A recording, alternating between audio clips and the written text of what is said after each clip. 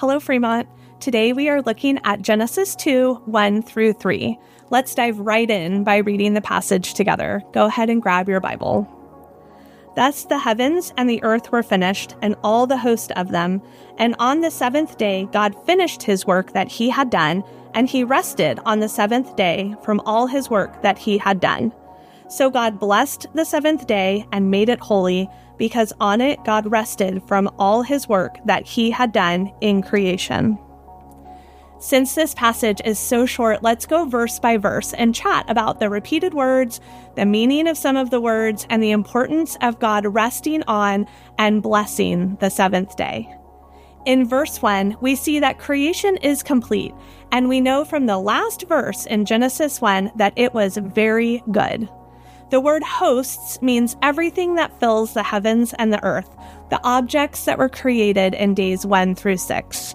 Verse 1 starts with the word thus, letting us know that this is a summary of the previous narration.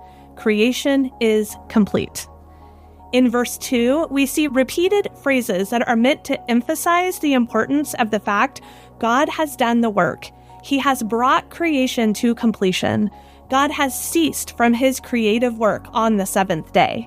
Verse 2 is also the first time we see the general principle for Sabbath keeping being established.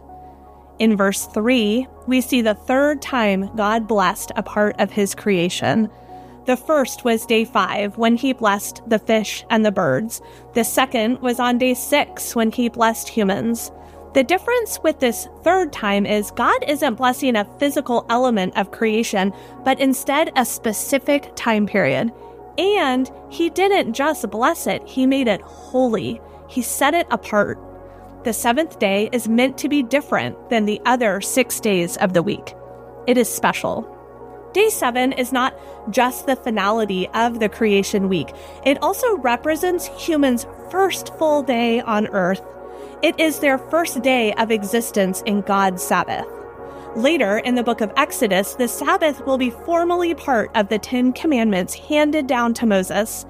In Commandment 4, the purpose of the Sabbath is described as a reflection of God's creation pattern.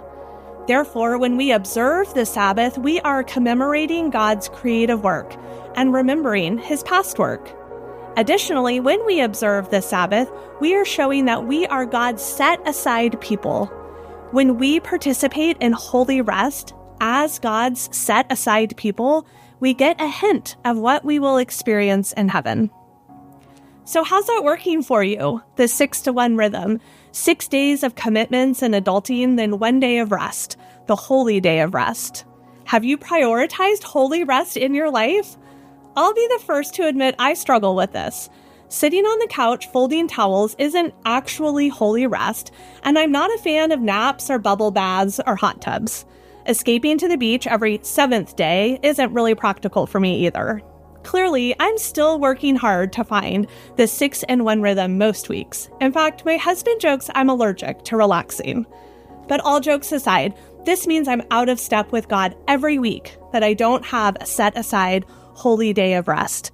A day meant to reflect God's creation pattern. A day set aside and declared holy. I'm committing to doing better, and I hope that you will too. See you Sunday.